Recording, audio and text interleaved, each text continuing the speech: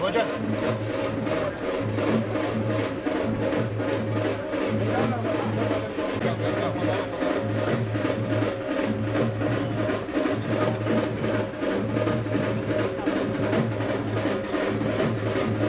ક્યારે આવે? આવશે મેં ફોન કર્યો પણ કટ કર્યો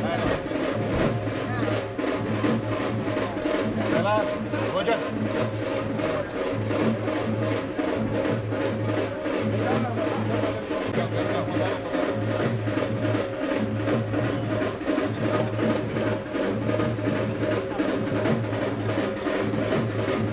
ક્યારે આવે?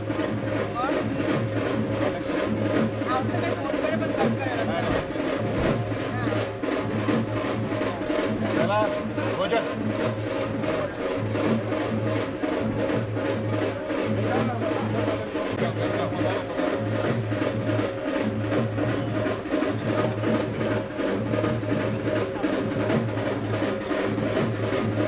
ક્યારે આવે? આવશે મેં ફોન કર્યો પણ કટ કર્યો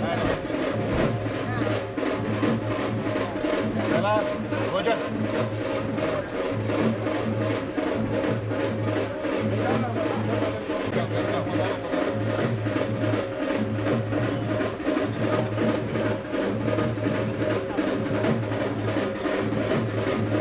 ક્યારે આવે?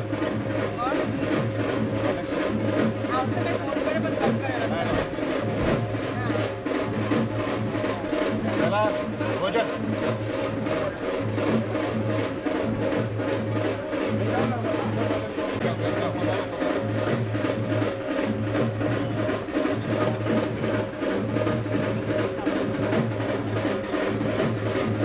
ક્યારે આવે?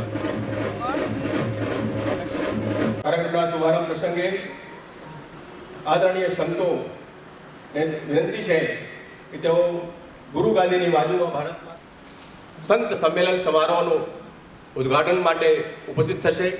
સાથે ગુજરાતના રાષ્ટ્રપતિ દીપો હરતુ મે પાપમ દીપ જ્યોતિ નમો નમઃ શુભમ કરોતિ કલ્યાણમ આરોગ્ય ધન સંપદા શત્રુ બુદ્ધિ વિનાશાય દીપ જ્યોતિ નમો નમઃ દીપ જ્યોતિ નમો નમઃ.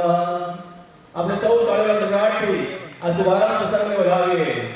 ભારત માતા ભારત માતા કી ભારત માતા કી.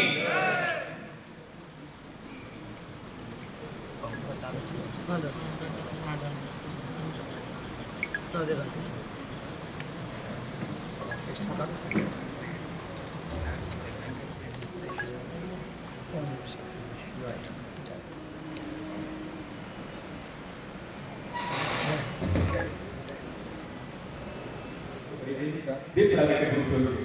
હવે કાર્યક્રમને આગળ વધારીએ છીએ. રાષ્ટ્રવંદના મંચ મધ્ય ગુજરાત ભવનના પ્રમુખ શ્રીમાન અજયસિંહજી રાજપૂત ને હું વિનંતી કરું છું કે તેઓ ઉપસ્થિત સૌ મહાનુભાવો સંતોનો શબ્દોથી સ્વાગત કરશે. શ્રીમાન અજયસિંહજી રાજપૂત.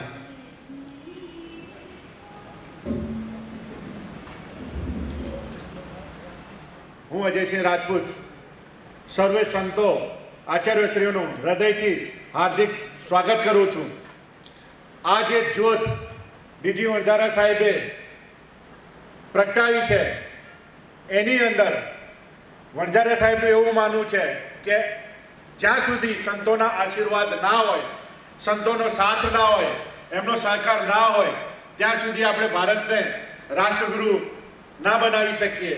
અને એના અનુસંધાનમાં લઈને સાહેબે સર્વપ્રથમ પોતાની ભાવના એમ સમજી કે સંત સિવાય કોઈનો ઉદ્ધાર ના થઈ શકે, એના માટે થઈને આ સંત સંમેલનનો કાર્યક્રમનું આયોજન કરવામાં આવ્યું. હું દરેક સંતોને હૃદયથી તન મન અને ધનથી આવકારું છું. હું બધા સંતોનો અહીંયા દિલથી સ્વાગત કરી રહ્યો છું. મારાથી અગર જો કોઈ નામમાં કે એમાં ભૂલ થઈ જાય તો મને બાળકસમીને ક્ષમા કરજો. અહીંયા પધારેલા મહંતશ્રીઓમાં મહંત શ્રી દેવનંદનજી સ્વામી કરજણ, શ્રી શ્યામસુંદર દાસજી મહારાજ આજવાળો, રાધા રામન દાસજી, વ્યાસપુર, શ્રી નારાયણ હરિશંકરી આશ્રમ જી આશ્રમ, શ્રી દશરથદાસ ગીરી મહારાજ સંતરામપુર, શ્રી શંકરદાસજી મહારાજ રામજી મંદિર વરણામ, પરમ પૂજ્ય શ્રી 108 શ્રી ડોક્ટર જ્યોતિનાથજી પ્રસાદજી, મહંત શ્રી દયારામજી મહારાજ ઠાકોર, શ્રી રામદાસજી મહારાજ શ્રી ત્રિકમજી મંદિર ડાકોર, મહંત શ્રી મસરામ બાપુ દાદુરામ સમાધિ સ્થાન ડાકોર, મહંત સ્વામી વિદ્યાનંદ મહારાજ છતરડી ખંભાત, શ્રી જમનાદાસજી મહારાજ કુલાણા ગામ, શ્રી અનુપમદાસજી મહારાજ નારેશ્વર, શ્રી દિવ્યેશદાસજી બ્રહ્મચારી કાર્ય વરવાણ, શ્રી સ્વામી હરદેવગીરીજી ભરૂચ, શ્રી કાલિદાસજી મહારાજ દેકાવાડા આશ્રમ, શ્રી વિશ્રામ દાસ મહારાજ, શ્રી ચિમનભાઈ પરમાર સંત ઋષિ નિરાકારી મંડળ, શ્રી પરમ સ્વરૂપદાસજી મહારાજ जानकी गौशाला करजण, श्री हरगोविंद दास त्र्यंबकलाल श्रीजी करजण, श्री बाल मुकुंद प्रमोद राय दवे कायावरवन, श्री परम पूज्य वीरा महाराज जी डभोई, परम पूज्य गोस्वामी जी 108 पंकज कुमार गोस्वामी जी बरोडाથી એમનું હાર્દિક સ્વાગત છે। શ્રી महंत श्री प्रेमदास साहेब कबीरधाम करसनपुरा तालुको मोरवा, श्री नानकदास साहेब 108 महंत श्री त्यागी जी वीरजानंद जी महाराज महाकाली धाम पावागढ़, नारायण हरि महाराज, विजेंद्र पटेल, एडवोकेट श्री निरंजन जैन, नीरज भाई जैन, श्री जयसिंह राठौड़, श्री नितिन भाई लोहा, श्रीमान वणजारा साहेब जी साथे रहीने उपस्थित सौ संतों ने अलग अलग शोभाओं में आप श्रीओ पण आदरणीय संत श्रीओनु साल अने फूलहार स्वागत करशो। આપણે સૌ ઉપસ્થિત સૌ ભાઈઓ જ્યાં સ્વાગત થાય ત્યારે તાળીઓ ગડગડાટથી આદરણીય સૌ સંતોને જ્યારે એક સાથે આ એક જ સભા મંડપમાં જ્યારે ઉપસ્થિત હોય ત્યારે આ ગૌરવને લાગણી છે, આનંદને અનુભૂતિ થાય। આપણે સૌનું સ્વાગત કરીએ, તાળીઓથી વધાવીએ। સ્વાગત છે, સ્વાગત છે, સ્વાગત છે।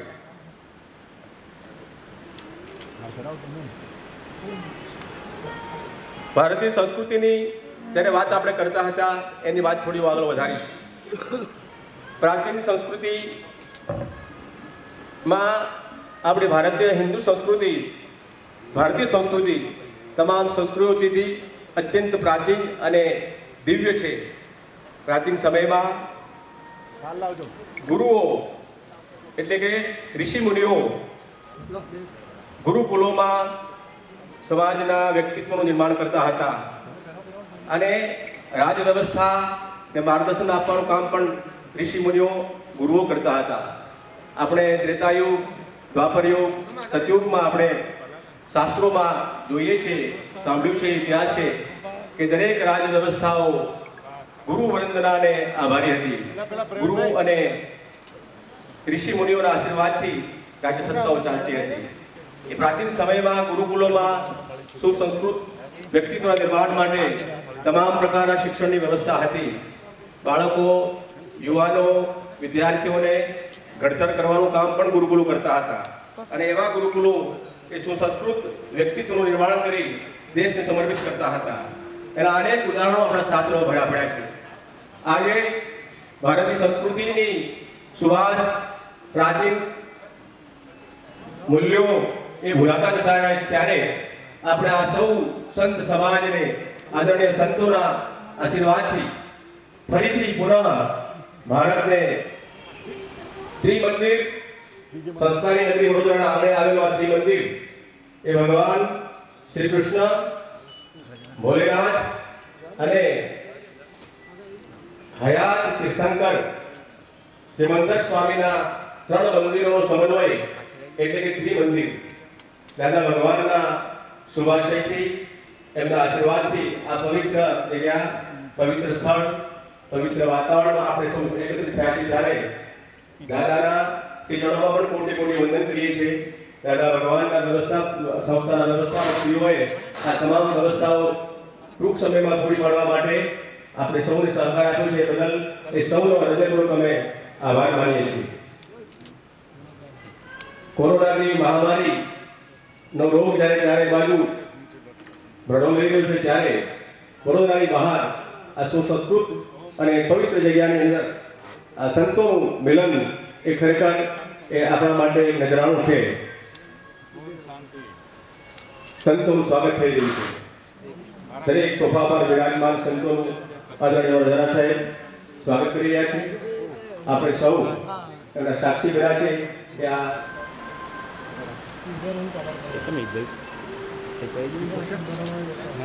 રાષ્ટ્રવંદના મંચની મુખ્ય વિચારધારા એ ભગવદ્ ગીતાને આભારી છે. ભગવદ્ ગીતાના બીજા અધ્યાયના 18મા શ્લોકનું અંતિમ ચરણ તસ્માત યુદ્ધસ્વ ભારત. આ અંતિમ ચરણનું પ્રથમ 3 ચરણ બાકી છે. હું અહીંથી બોલીશ અને એનો હાથ પણ ટૂંકમાં ગુજરાતીમાં કહેવાનો છું. અંતવંત ઇમે દેહા નિત્યસૂક્ત શરીરિણ અનાશેન અપ્રમેશ્ય તસ્માત યુદ્ધસ્વ ભારત.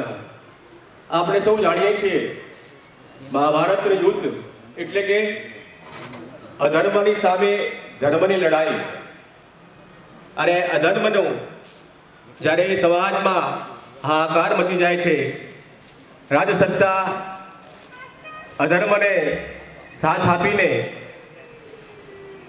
ધર્મી લોકોનો, સજ્જનોનો જ્યારે તિરસ્કાર કરવા લાગ્યા છે, અન્યાય કરવા લાગ્યા છે, ત્યારે ભગવાને પોતાના વહાલા શિષ્ય, પોતાના સખા અર્જુનને એટલે કે પાંડવોને હાકલ કરી છે, એમને સાથ આપીને અને મહાભારતના યુદ્ધનું સર્જન થયું છે.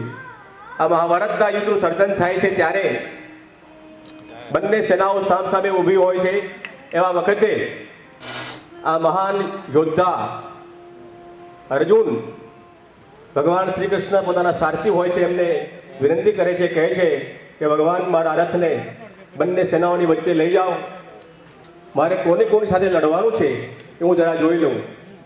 જ્યારે બંને સેનાઓની વચ્ચે આ યુદ્ધની અંદર રથને ઊભો રાખવામાં આવે છે ત્યારે અર્જુન બંને પક્ષોમાં પોતાના સગા સંબંધીઓ, પોતાના નિકટના ભાઈઓ આ બધાને જોઈને ખૂબ જ વિષાદ પામે છે. અને ત્યાંથી ભગવદ્ ગીતાની શરૂઆત થાય છે. ભગવદ્ ગીતામાં પ્રથમ અધ્યાય વિષાદ યોગ, ત્યાર પછી સાંગ યોગ મૂકી દે છે. એવા સમયે ભગવાન પોતાનું કર્તવ્ય કરવા જીવનું શું છે, પોતે ક્ષત્રિય છે તો ક્ષત્રિય ધર્મ શું છે આનો વિશદ જ્ઞાન આપતા આપતા આ શ્લોકનું ઉચ્ચારણ કરે છે. અંતવંત ઇમે દેહા નિત્યયુક્તસ્ય શરીરિણ અનાશેનો અપ્રમેશ્ય તસ્માત યુદ્ધસ્વ ભારત. હે અર્જુન, આ દેખાય છે બધા શરીરો નાશવંત છે અને એનો શોક કરવાનું યોગ્ય નથી. અને એટલા માટે સગા સંબંધીઓ મારા તારાનો ખ્યાલ છોડીને તો યુદ્ધ કરવા, પોતાનું કર્તવ્ય કર્મ કરવા તો ઊભો થા. એ ભગવાનનો એનો આ શ્લોકનો એમનો ઉદ્દેશનો સારસ ગણી શકાય છે. અને એ ઉદ્દેશને રાષ્ટ્રવંદના મંચે પણ પોતાનો લોગો માર્યો છે. અને વડોદરા સાહેબનો જે પોતાનો પરિચય છે એ પરિચય આપતી પોતાની પત્રિકા છે એમાં તસ્માત યુદ્ધસ્વ ભારત આ લોગાનો એ ભગવદ્ ગીતાના શ્લોકથી એને સમર્પિત કરવામાં આવ્યો છે. ત્યારે હવે પછી આદરણીય શ્રી વડોદરા સાહેબને હું ટૂંકો પરિચય આપીશ. એમનું પ્રવચન આપતા પહેલા શ્રીમાન વડોદરા સાહેબનો ટૂંકો પરિચય. આમ તો ગુજરાતના ખૂણે ખૂણે, દેશમાં વિદેશમાં ડીજી વડોદરા નામથી સૌ કોઈ પરિચિત છે. તેમ છતાં મારી ફરજ થાય છે કે આ પ્રવચન આપતા પહેલા આ વિષયને એ પોતે જ્યારે ખુલ્લો મૂકે છે ત્યારે એના પહેલા એમનો ટૂંકો પરિચય મારે આપવો છે.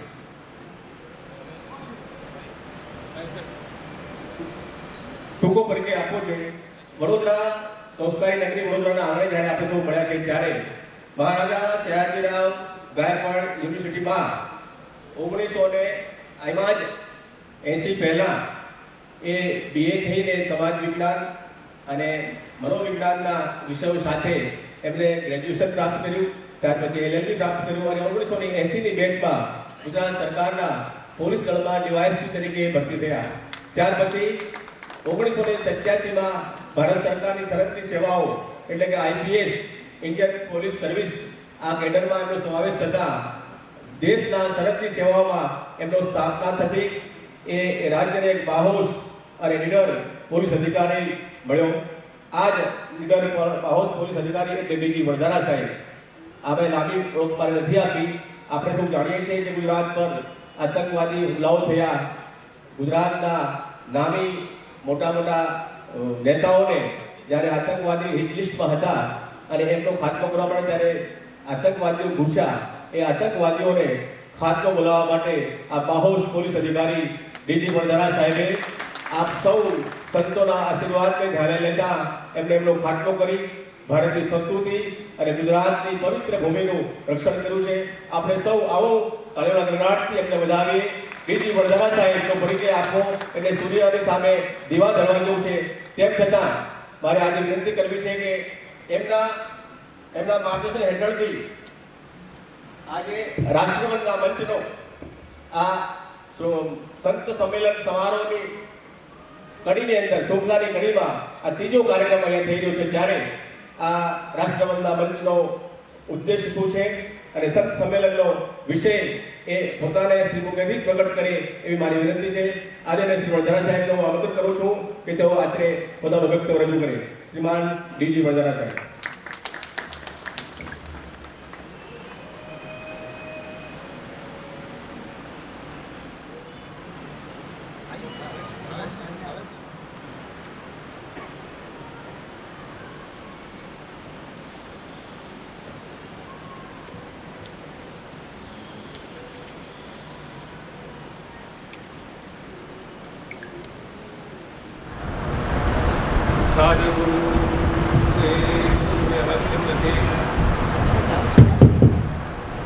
सद्गुरु देव की जय. रामचंद्र भगवान की जय. कृष्ण कन्हैया लाल की जय. भारत माता की जय. यहाँ उपस्थित सब संतन की जय.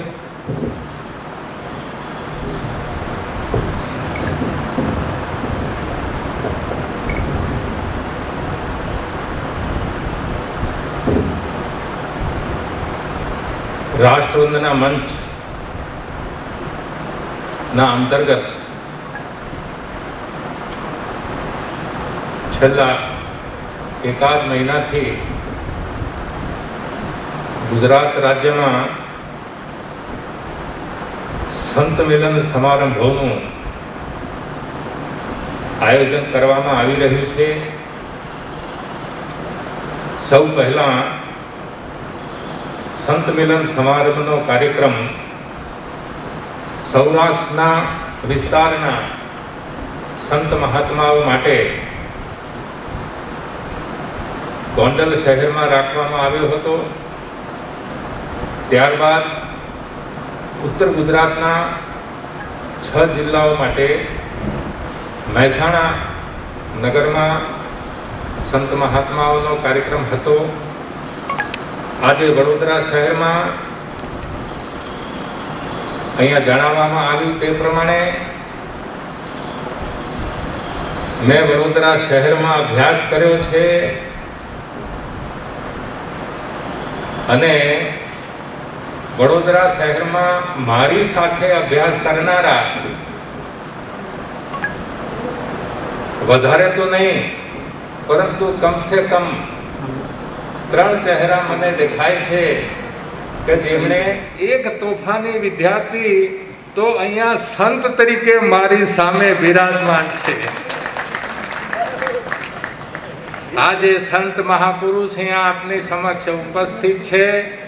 અમે સાથે ભણતા હતા, સાથે પથરા ફેંક્યા. જેના ઉપર પથરા ફેંક્યા એ જ ખાતામાં મારે જવાનું થયું. અને જે સંત મહાપુરુષોનું આજે મારા કહેવાથી, મારા વિનંતીથી સંત મહાપુરુષોનું આગમન થાય છે. એમાં એક સંત અહીંયા ઉપસ્થિત છે, મને બહુ જ પ્રસન્નતા થાય છે. એક બીજા MS યુનિવર્સિટીના વિદ્યાર્થી જે મારી સાથે ભણતા હતા અને અમે પથરા ફેંકતા હતા, એમાં એક વિનોદભાઈ ભટ્ટ અહીંયા બિરાજમાન છે, જે ગુજરાત સમાચાર જે ન્યૂઝ પત્ર છે એ ન્યૂઝ પત્રના એડિટર છે, આજે આપણી વચ્ચે ઉપસ્થિત છે વિનોદભાઈ ભટ્ટ. એમની બાજુમાં શ્રી ભરતભાઈ અક્રુવાલા બેઠા છે, અમે સાથે ભણ્યા છીએ. હું પોલીસ ખાતામાં ગયો, એ રેવન્યુ ખાતામાં ગયા.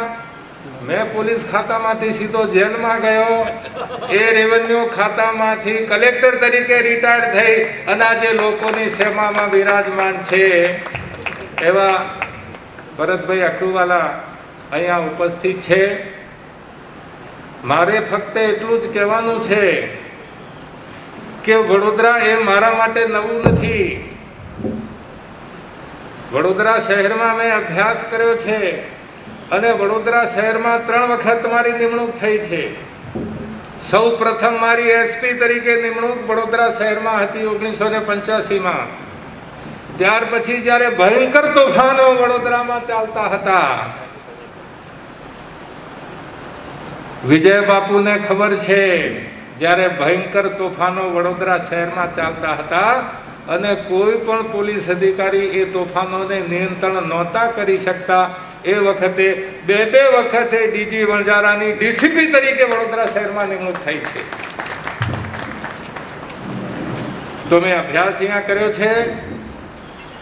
પોલીસ અધિકારી તરીકે મારી કર્મભૂમિ પણ રહી છે અને હવે એક નવા સ્વરૂપમાં હું જ્યારે વડોદરા નગરના આંગણે આવ્યો છું, ત્યારે આપ સૌ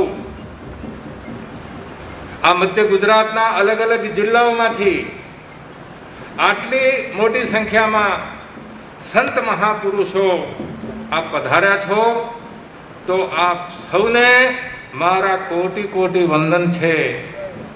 આપ સૌને મારા લાખો લાખો વંદન છે. આપ સૌને મારા દંડવત પ્રણામ છે. મને ખબર છે કે આ દુનિયામાં પ્રોટોકોલ ચાલતો હોય છે. લશ્કરના અધિકારીઓ હોય તો ઉપરી અધિકારીથી માંડીને નીચેના અધિકારીઓનો પ્રોટોકોલ હોય છે. પોલીસ અધિકારીઓ હોય તો એનો પણ પ્રોટોકોલ હોય છે. DGPની ઉપસ્થિતિ હોય, IGPની ઉપસ્થિતિ હોય, DIGની ઉપસ્થિતિ હોય, SP, DYSP, PI, sub inspector, constable, head constable ઉપસ્થિત હોય. એ બધાના પ્રોટોકોલ હોય છે.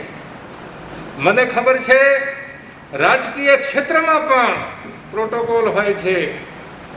Prime minister, president, chief minister, MLA, MP, એ બધાના પ્રોટોકોલ હોય છે. જ્યુડિશરીમાં પણ પ્રોટોકોલ હોય છે હોદ્દા પ્રમાણે.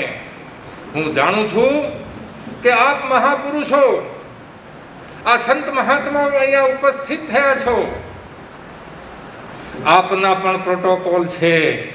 મને ખબર છે આપના પણ પદ હોય છે, હોદ્દા હોય છે. આપને પણ ત્યાં સંતો હોય છે, મહંતો હોય છે, મંડલેશ્વરો હોય છે, મહામંડલેશ્વર શ્રીઓ હોય છે, 108, 100,000 પીઠાધીશ્વરો હોય છે. એ અલગ અલગ હોદ્દાઓ આપના છે. અને છતાં પણ ખાલી એક અવાજ અમોએ કર્યો કે આપે આ કાર્યક્રમમાં પધારવાનું છે, તો આપના પ્રોટોકોલને બાજુમાં મૂકીને પણ આપે એટલો બધો મને પ્રેમ આપ્યો છે. પ્રોટોકોલને બાજુમાં મૂકીને પણ આજે અહીંયા આવ્યા છો અને પ્રોટોકોલને બાજુમાં મૂકીને પણ આપના સ્થાન શોભાવી રહ્યા છો.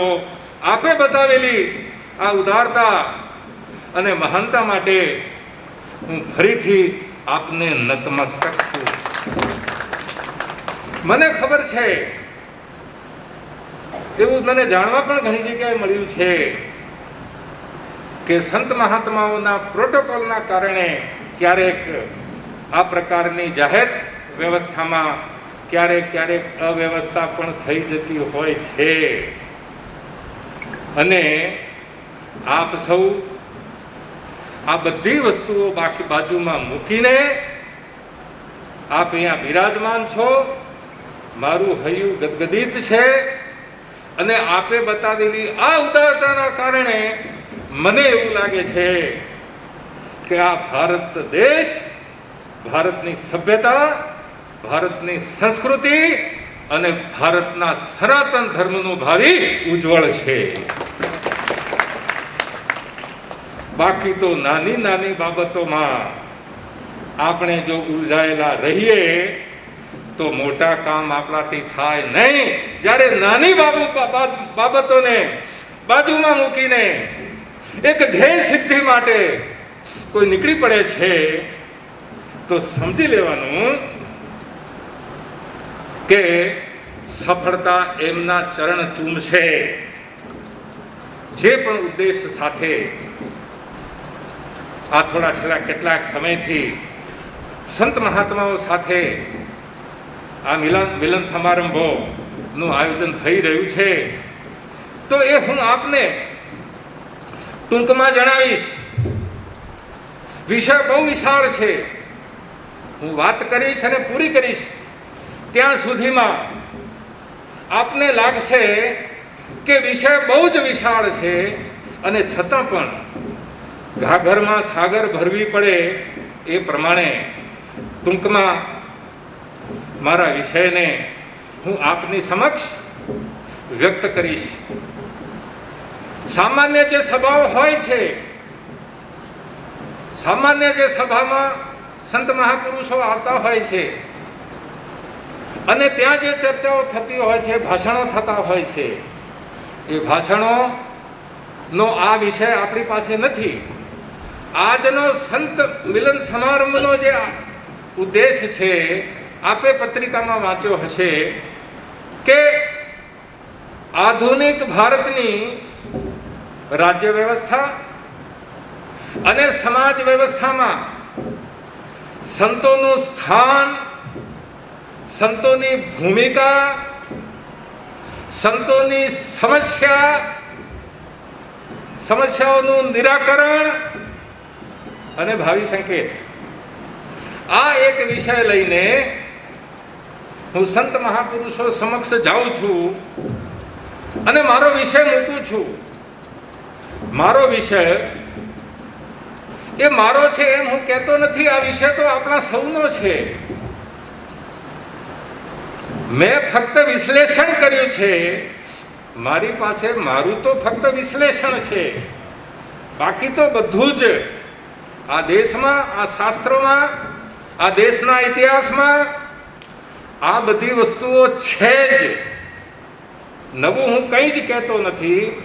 અને છતાં પણ મારી જે અભિવ્યક્તિ છે, મારું જે પ્રેઝન્ટેશન છે, મારું જે એનાલિસિસ છે, એ મારું છે એમ હું કહી શકું. આ એનાલિસિસ આપની સમક્ષ મૂકવામાં આવશે. હવે આ એનાલિસિસનો સ્વીકાર કરવો ના કરવો, મારી વાતમાં તથ્ય છે નથી, એ વિષય આપ સંત મહાપુરુષોનો છે. માટે આ જે કાર્યક્રમ છે આ પરિસંવાદ છે. આપણે લખ્યું છે કે સંત મહાત્માઓ સાથેનો આ એક પરિસંવાદ છે. આપ મહાપુરુષો સારી રીતે જાણો છો, હું પણ જાણું છું કે આ દેશ છે, આ દેશ શાસ્ત્રાર્થોનો દેશ છે. આ દેશમાં કોઈ પણ વિચારધારા, કોઈ પણ વિચાર, કોઈ પણ વિષય એના માટે ધમાલ થતી નથી, એના માટે તોફાન થતા નથી. કોઈએ કંઈક કહી દીધું કોઈ વ્યક્તિ માટે પૈગંબર માટે કંઈક કહી દીધું અને લાખો માણસોના ટોળા રોડ ઉપર આવી જાય, આ ભારતની સંસ્કૃતિ નથી. ભારતની સંસ્કૃતિમાં વિચાર જે છે એને સર્વોચ્ચ સ્થાન આપવામાં આવ્યું છે. વિચારોની અભિવ્યક્તિ, મનુષ્ય માત્રને પોતાનો વિચાર વ્યક્ત કરવાની શક્તિ ભગવાને આપી છે અને એનો સ્વીકાર ભારતની પરંપરાએ કરેલો છે. એક જ દાખલો આપને આપું. નિજાનંદ બાપુ અહીંયા બિરાજમાન છે અને બૌદ્ધ અભ્યાસુ મહાપુરુષ છે. એક જ દાખલો આપું કે ભગવાન કૃષ્ણએ ગીતા કહી. આપ સૌ પધાર્યા ત્યારે ગીતાના શ્લોકો બેકગ્રાઉન્ડમાં વાગતા હતા, આપે સાંભળ્યા હશે. ભગવાન કૃષ્ણએ ગીતા યુદ્ધના મેદાનમાં, ઉપદેશ યુદ્ધના મેદાનમાં આપ્યો. કેટલી કપરી પરિસ્થિતિમાં ભગવાને ઉપદેશ આપ્યો. હવે કોઈ સામાન્ય વ્યક્તિનો ઉપદેશ નથી, ભગવાનનો ઉપદેશ છે ને સાંભળનારો પણ સામાન્ય નથી, એ પણ મહાપુરુષ છે, અર્જુન છે. ભગવાન આટલો ઉત્તમ ઉપદેશ આપે છે, ગીતા સમાન કોઈ ગ્રંથ ધરતી ઉપર છે નહીં. ગીતા એ સનાતન ધર્મના તમામ શાસ્ત્રોનો સાર છે અને વિશ્વની અંદર ગીતામાં જે કંઈ છે એ બીજે ક્યાંય નથી. આ ગીતાનો બોધ ભગવાન અર્જુનને આપે છે અને અંતે બોધ આપ્યા પછી ભગવાન એને એમ કહે છે કે હે અર્જુન, મેં જે પણ બોધ આપ્યો છે વિચાર કર અને તને યોગ્ય લાગે તો મારા વિચારનો સ્વીકાર કર. અથા ઈચ્છસી તથા કુરુ. શું કહે છે? યથા ઈચ્છસી તથા કુરુ. ભગવાન હુકમ નથી આપતા કે મારું આ બોધ છે એટલે તારે એનો સ્વીકાર કરવો પડશે, નહીં. ભગવાન માણસની સ્વતંત્રતાનો સ્વીકાર કરે છે અને ભગવાન કહે છે કે બોધ મેં આપ્યો છે, પણ મારી વાત સ્વીકારવી કે નહીં સ્વીકારવી, આ વિચાર સ્વીકારવો કે નહીં સ્વીકારવો, મેં કહ્યું એમ કરવું કે નહીં કરવું, હે અર્જુન હું તારા ઉપર છોડું છું. તો ભગવાનની વાત જે છે ભારતમાં એ પણ અંતિમ નથી. ભગવાન પોતે કહે છે કે મારી વાત પણ અંતિમ નથી. યથા ઈચ્છસી તથા કુરુ. આ વાણી સ્વતંત્રતા ભારતના બંધારણમાં છે. એનો પાયો આ શ્રીમદ ભગવત ગીતાનો આ શ્લોક છે. Liberty of thought expression, faith worship. આ જે સ્વતંત્રતા આપી છે એનો પાયો તો ભગવાને નાખ્યો છે. ટૂંકમાં કહેવાનો મતલબ શું છે? ભગવાન પણ પોતાની વાત થોપતા નથી અને કહે છે કે યથા ઈચ્છસી તથા કુરુ, ડુ એઝ યુ ડિઝાયર. તો આ આપણો દેશ છે એ શાસ્ત્રાર્થનો દેશ છે. શાસ્ત્રાર્થનો અર્થ એટલો જ થાય કે તમારી વાત મૂકો, એના ઉપર ચર્ચા થાય, વિચારણા થાય, આર્ગ્યુમેન્ટ, કાઉન્ટર આર્ગ્યુમેન્ટ થાય.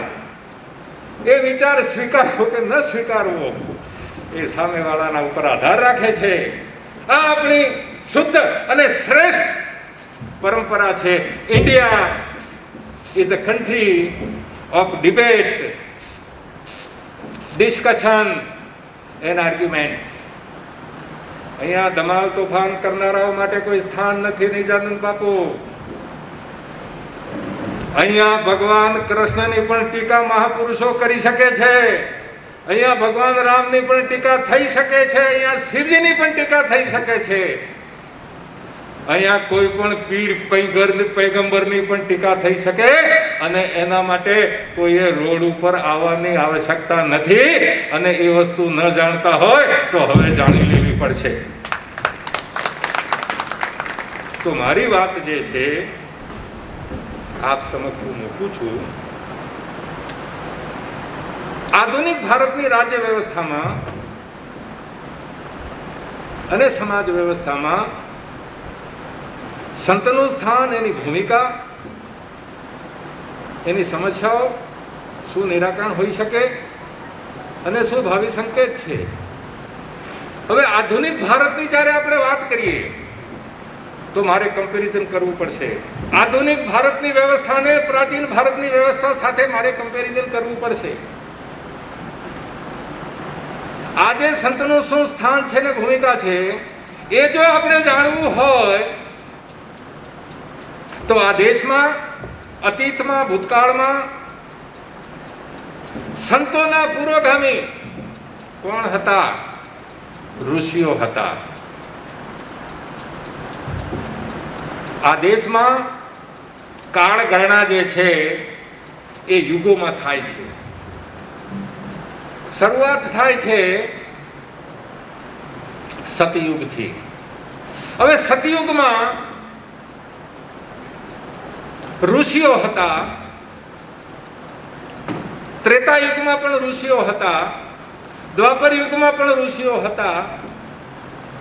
દ્વાપર યુગ સુધી ઋષિઓનું શું સ્થાન હતું અથવા એમની શું ભૂમિકા હતી રાજ્ય વ્યવસ્થામાં એ આપણે જાણીએ તો જ આપણે કહી શકીએ કે એક તો આજે સંતોનું શું સ્થાન છે, શું ભૂમિકા છે, અથવા તો શું હોવું જોઈએ, શું સ્થાન હોવું જોઈએ અથવા તો શું ભૂમિકા હોવી જોઈએ. એની ખબર આપણને ત્યારે જ પડે કે જ્યારે આ દેશનો ઇતિહાસ કોઈ 100 વર્ષો કે 1000 વર્ષોમાં ગણાતો નથી. યુરોપના દેશો કોઈ 400 વર્ષ જૂના છે, કોઈ 600 વર્ષ જૂના છે, કોઈ 1000 વર્ષ જૂના છે. 2000 થી આગળ તો કોઈ દેશ જતો જ નથી. આ ભારત ભૂમિ અને એની સનાતન ધારા જે છે એ લાખો વર્ષોથી અવિરત ચાલુ છે. તો સતયુગમાં રાજ્ય વ્યવસ્થા નહોતી.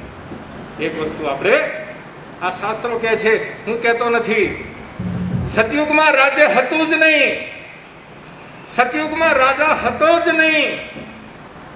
સતયુગમાં સમાજ હતો અને સર્વત્ર ઋષિમુનિઓની બોલબાલા હતી અને રાજ્યની અને રાજાની ગેરહાજરી હતી. તો સતયુગમાં રાજ્ય વ્યવસ્થા શું હતી? તો કે અરાજ્ય હતું. શું હતું? અરાજ્ય. એટલે કે રાજ્ય હતું જ નહીં. અંગ્રેજીમાં એને અનાર્કી કહેવામાં આવે છે. પોલિટિકલ સાયન્સમાં એને અનાર્કી કહેવામાં આવે છે, રાજ્યની ગેરહાજરી.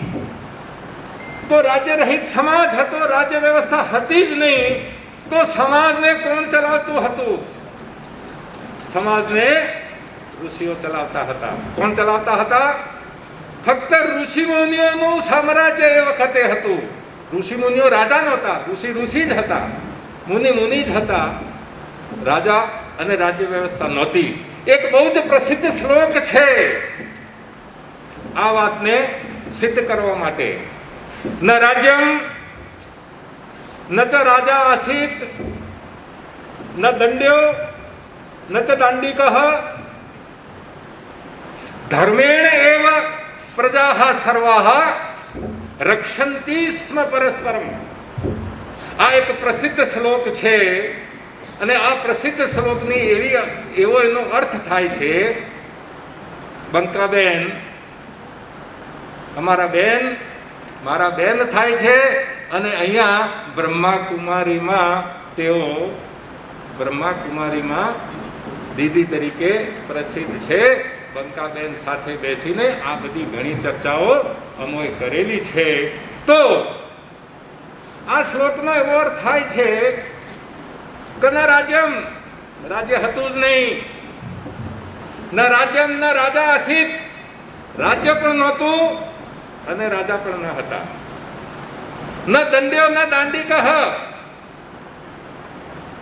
દંડ પણ નહોતો અને દંડિત પણ નહોતો. દંડ આપનારો પણ નહોતો અને દંડિત પણ નહોતો. તો શું હતું? ધર્મેણ એવ, ફક્ત ધર્મથી પ્રજા સર્વા, આખી બધી જ પ્રજા જે છે એ ધર્મના આધારે એકબીજાનું રક્ષણ કરતી હતી. ફક્ત ધર્મના આધારે પ્રજા રક્ષિત હતી. રાજા અને રાજ્યની કોઈ આવશ્યકતા નહોતી. તો આ રાજ્ય વિહીન વ્યવસ્થા શ્રેષ્ઠ વ્યવસ્થા હતી. આ પશ્ચિમના આજે રાજકીય ચિંતકો છે, political thinkers of the west, આ પ્લેટો હોય, આ સોક્રેટિસ હોય, આ એરિસ્ટોટલ હોય, નિજાનંદ બાપુ, કે પછી કાર્લ માર્ક્સ હોય, આ લોકોએ જે કલ્પના કરી કે આવું હોવું જોઈએ, શ્રેષ્ઠ વ્યવસ્થા એ છે કે એમાં રાજ્ય જોઈએ જ નહીં, એ શ્રેષ્ઠ વ્યવસ્થા છે. તો એ શ્રેષ્ઠ વ્યવસ્થા સતયુગમાં ભારતમાં હતી અને એ વ્યવસ્થાનું સંચાલન ફક્ત ઋષિઓ કરતા હતા. સમજો, ઋષિનું સ્થાન મારે બતાવો. સંતાના સ્થાનની મારે વાત કરવાની છે તો પહેલા ઋષિનું સ્થાન બતાવવું પડે. તો સર્વત્ર ઋષિ જ ઋષિ, કોઈ રાજા નહીં, સર્વત્ર ઋષિ. આ સતયુગની અવસ્થા હતી. સતયુગના અંતિમ ભાગમાં માણસ થોડો લોભી, લાલચી, કામ, ક્રોધ, લોભ, મોહ, મદ, મત્સર, આપ મહાપુરુષો સારી રીતે સમજો છો, માણસમાં આ વસ્તુ આવવા લાગી એટલે રાજ્યનું નિર્માણ થયું, રાજા થયો, રાજ્ય આવ્યું, મંત્રીઓ થયા, લશ્કરો ઊભા થયા, તિજોરીઓ થઈ, ટેક્સ પદ્ધતિ ઊભી થઈ, દંડ વ્યવસ્થા ઊભી થઈ. આ સતયુગના અંતિમ ભાગમાં અને ત્રેતાયુગના શરૂઆતમાં આ રાજ વ્યવસ્થાની શરૂઆત થઈ. પણ પછી શું થયું? એક બાજુ રાજ વ્યવસ્થા છે, બીજી બાજુ ઋષિની વ્યવસ્થા છે. એક બાજુ કાયદો છે, બીજી બાજુ ધર્મ છે. કાયદાનું સંચાલન રાજા કરે છે અને ધર્મનું સંચાલન છે એ ઋષિ કરે છે. હવે થયું એવું કે સ્ટેટની તો સ્થાપના થઈ, પણ રાજાઓ નિરંકુશ થવા લાગ્યા.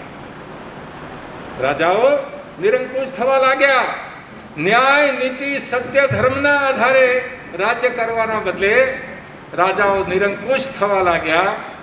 તો આ નિરંકુશ રાજવીઓને અંકુશમાં લાવવા માટે આપને ખબર છે ભગવાન પરશુરામ પેદા થયા. બોલો પરશુરામ ભગવાન કી જય. ભગવાન પરશુરામે શા માટે પ્રગટ થવું પડ્યું સમજો. હું આપને ભૂમિકા બતાવું છું, ઋષિ અને રાજા વચ્ચેના સંબંધ બતાવું છું, પછી સંત અને શાસક વચ્ચેના સંબંધ આપને હું બતાવું છું. મૂળ મુદ્દો સંત અને શાસકની વાત છે, પણ અત્યારે શરૂઆત થઈ છે ઋષિ અને રાજા. હવે રાજા એટલા બધા આતતાઈ થવા લાગ્યા, એટલો બધો અત્યાચાર કરવા લાગ્યા, એટલો બધો અન્યાય કરવા લાગ્યા કે પબ્લિક તો ત્રાહિમામ થઈ, પણ ઋષિઓને પણ ત્રાહિમામ થવું પડે. ઋષિઓ ઉપર બી હુમલા થવાના ચાલુ થયા. આપ જાણો છો સારી રીતે. આ વિષય આપનો છે, મારો નથી. હું તો પોલિટિકલ સાયન્સના વિદ્યાર્થી તરીકે આ બધી વસ્તુઓનું મેં એનાલિસિસ કર્યું છે. તો શાસ્ત્રાર્જુન એણે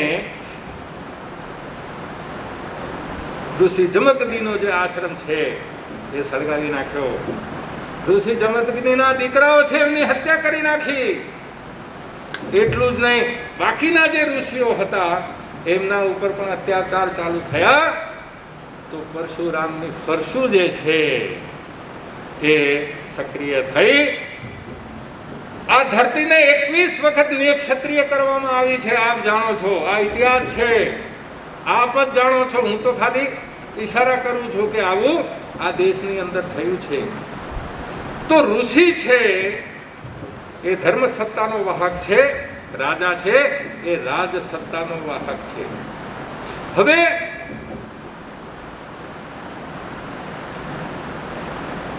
પરશુરામના સમયમાં જ ભગવાન રામ પ્રગટ થાય છે.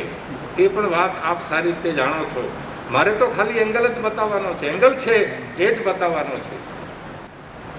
શિવજીનું ધનુષ્ય જનક વિદેહીના દરબારમાં સ્વયંવર વખતે અપ્રત્યક્ષા ચડાવતી વખતે શિવજીનું ધનુષ તૂટી જાય છે અને ત્યાં પરશુરામ ભગવાન પ્રગટ થાય છે. આગ બબૂલા થઈને ત્યાં આગળ આવે છે કે આ શિવજીના ધનુષ્યને તોડવાની કોને ગુસ્તાખી કરી.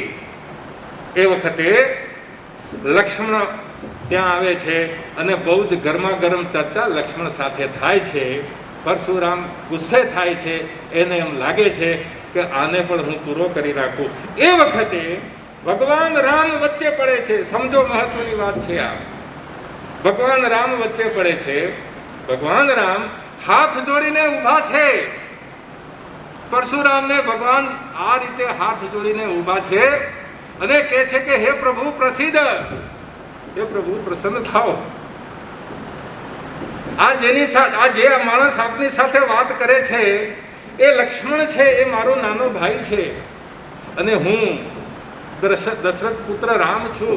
લક્ષ્મણ મારો નાનો ભાઈ છે. એનાથી ગુસ્તાખી થઈ, અવિવેક થઈ તો પ્રભુ મને માફ કરો. અને શિવજીનું ધનુષ્ય, પ્રભુ શિવજીનું ધનુષ્ય તોડવાની ગુસ્તાખી હું કરી શકું નહીં. હું તો ખાલી તે ધનુષને ઉપાડી અને પ્રત્યતા ચડાવવા ગયો અને ધનુષ તૂટી ગયું. તો મેસેજ પહોંચી ગયો પરશુરામને.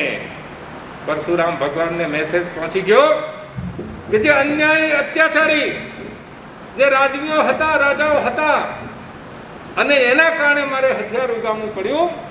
હવે ભગવાન રામના આગમન સાથે એક આદર્શ રાજા ભારતની અંદર આવી ગયો છે. પરશુરામને થયું. પરશુરામજીએ જોયું કે ભગવાન રામમાં અસીમ તાકાત છે. જે શિવજીનું ધનુષ્ય રાવણ જેવા હલાવી પણ શકતા નહોતા, એ ધનુષ્ય એમણે રમકડાની માફક ઉપાડી લીધું અને પ્રત્યંચા ચડાવતા એ ધનુષ્ય તૂટી ગયું. તો પરશુરામને મેસેજ પહોંચ્યો કે મહાસમર્થ વ્યક્તિ છે રામ. રામ કોઈ સામાન્ય વ્યક્તિ નથી અને સાથે સાથે રામ વિનય છે, રામ પાસે નમ્રતા છે. તો આ ધરતી ઉપર એક એવો ક્ષત્રિય પેદા થઈ ગયો છે. મેં 21 વખત ધરતીને નિક્ષત્રિય કરી છે, પણ આજે એક એવો ક્ષત્રિય પેદા થયો છે કે એનું બળ અતુલનીય છે અને સાથે સાથે એની જે નમ્રતા જે છે એ પણ બેજોડ છે. રામમાં નમ્રતા પણ છે અને વીરતા પણ છે. અને માટે પરશુરામ ભગવાને કીધું કે મારા અવતારનો સમય છે એ પૂરો થઈ ગયો છે. હે રામ, આ ધરતી ઉપર જુગ જુગ આપ શાસન કરો. એ પ્રકારના આશીર્વાદ આપી અને પરશુરામ ભગવાન જે છે એ મહેન્દ્ર પર્વતમાં વિરાજમાન થવા માટે ચાલ્યા ગયા. તેમનો આશ્રમ. મારું કહેવાનું મતલબ શું છે? ઋષિ અને રાજા વચ્ચેના સંબંધો એ આપણો વિષય છે. વર્તમાનમાં હું આવવાનો છું તે પહેલા આ ભૂતકાળનું એનાલિસિસ આપણા દિમાગમાં રહે એ જરૂરી છે. ભગવાન રામનો રાજ્યાભિષેક થયો. હવે એમાં શું રાજ્ય વ્યવસ્થાની દ્રષ્ટિએ અને ઋષિ અને રાજાના સંબંધોની દ્રષ્ટિએ એમાં ઘણી બધી પ્રક્રિયા એમાં ભણી લેવામાં આવેલી છે. ભગવાન રામના રાજ્યાભિષેક વખતે ભગવાન રામે એક શ્લોક બોલવો પડ્યો. એ નક્કી કોણે કર્યું? વશિષ્ઠજી. વશિષ્ઠજી કોણ હતા? ઋષિ હતા. તો વશિષ્ઠજીએ નક્કી કર્યું કે હવે પછી રાજાનો રાજ્યાભિષેક થાય તો રાજ્યાભિષેકની પ્રક્રિયા શું હોવી જોઈએ? એ રાજ્યાભિષેકની પ્રક્રિયા જ એવી એમણે ઊભી કરી કે જેથી કરીને ઋષિ અને રાજાના સંબંધ જે છે એ નક્કી થઈ જાય. કે કાયદો બનાવવાની જરૂર નથી પાર્લામેન્ટનો પસાર કરવા માટે. ઋષિ નક્કી કરે એ થાય. એ વખતે પાર્લામેન્ટો હતી નહીં. ઋષિ પ્રક્રિયા ઊભી કરે અને પ્રક્રિયાના ભાગરૂપે બધાએ ફોલો કરવું પડે અને એમાં બધા કાયદા નીતિ નિયમો બધા આવી જાય. તો રાજ્યાભિષેક વખતે રાજાએ એક શ્લોક બોલવો પડતો. રામ એ શ્લોક બોલ્યા. યુધિષ્ઠિરનું જ્યારે રાજ્યાભિષેક થયું તો એમણે પણ એ શ્લોક બોલ્યા. આધુનિક યુગમાં આચાર્ય ચાણક્ય અને ચંદ્રગુપ્તે જ્યારે અખંડ ભારત બનાવ્યું અને ચંદ્રગુપ્ત મૌર્યનો રાજ્યાભિષેક થયો તો એણે પણ એ શ્લોક બોલવો પડ્યો. સમુદ્રગુપ્તે પણ એ શ્લોક બોલવો પડ્યો. વિક્રમાદિત્ય જેના નામથી સંવંત ચાલે છે એનું રાજ્યાભિષેક થાય તો પણ એ શ્લોક બોલવાનો. અને ત્યાર પછી જે પણ રાજાઓ આપણા 1947માં જેણે રાજ્ય ભારત સરકારને સોંપ્યા એ તમામ રાજાઓના શ્લોકમાં રાજ્યાભિષેક વખતે આ શ્લોક બોલવો પડતો. હવે શ્લોક શું છે એ હું આપને કહી દઉં. આ પરિસંવાદ છે માટે આ મુદ્દા આપની સમક્ષ હું મૂકું છું. રાજા શા માટે બને છે? શું રાજાનો ઉદ્દેશ છે? શું રાજા પાસેથી ઋષિ કામ કરાવવા માંગે છે એ આ શ્લોકમાં સ્પષ્ટ થાય છે. રાજાએ બોલવું પડતું રાજ્યાભિષેક વખતે. તો એ શ્લોક ન તમ કાંક્ષતે રાજ્યમ ન સ્વર્ગમ ન પુનર્ગમન કાંક્ષતે દુઃખ તપ્તાનામ પ્રાણીનામ આર્તિનાશનમ. આ શ્લોક વશિષ્ઠજીએ ભગવાન રામના રાજ્યાભિષેકમાં મૂકી દીધો અને ત્યાર પછી જ્યાં સુધી રાજાશાહી ચાલી ત્યાં સુધી આ શ્લોક રાજ્યાભિષેક વખતે એમને બોલવો પડતો. શું થાય છે અર્થ આ શ્લોકનો? તો ઋષિ રાજાને સમજાવે છે, શાનમાં સમજાવે છે, શાનમાં સમજાવે છે. ઋષિ કઈ થપ્પડ ના મારે રાજાને. ઋષિ રાજાની મહિમા સમજે છે, એની અમાન્ય રાખે છે, બધું રાખે છે, પણ પ્રક્રિયામાં નાખી દે છે કે ભાઈ તું રાજા શા માટે થયો છે, શાના માટે તને રાજા બનાવ્યો છે, રાજા થવા પાછળનો તારો શું ઉદ્દેશ છે? ઋષિ કહે છે કે તારો શું ઉદ્દેશ છે? ન કાંક્ષતે રાજ્યમ. રાજાએ કહેવું પડતું કે રાજ્ય એ મારી આકાંક્ષા નથી. રાજ્ય મારી પાસે હોય, હું રાજા બનું, હું ભોગ ભોગવું, જીવું ત્યાં સુધી ભોગ ભોગવું અને મર્યા પછી પાછો સ્વર્ગમાં જવું અને ત્યાં પાછો ભોગ ભોગવું અને ત્યાં મારા પુણ્ય કર્મ ખૂટે એટલે પાછો આવે, પુનર્ભવ મારો થાય ને પાછો ફરીથી ભોગ ભોગવું. ઋષિ કહે છે કે હે રાજા, તારો ઉદ્દેશ આ નથી. રાજાએ કહેવું પડે કે રાજ્ય એ મારો ઉદ્દેશ, આ રાજ્ય મારી આકાંક્ષા નથી, રાજભોગ મારી આકાંક્ષા નથી, સ્વર્ગ મારી આકાંક્ષા નથી, એ મારી આકાંક્ષા છે. તો ઋષિએ રાજાને કામ સોંપી દીધું. નિયમ કોણ બનાવે? ઋષિ બનાવે. ઉદ્દેશ કોણ બનાવે? ઋષિ બનાવે. અને પ્રક્રિયાના ભાગરૂપે કોણ ગોઠવે? તો ઋષિ ગોઠવે. અને રાજા શું? તો રાજાએ એનો અમલ કરવાનો. તો આ એક શ્લોક છે. એ શ્લોક ઋષિ અને રાજા વચ્ચેનો જે સંબંધ છે એ સંબંધને થોડો ઘણો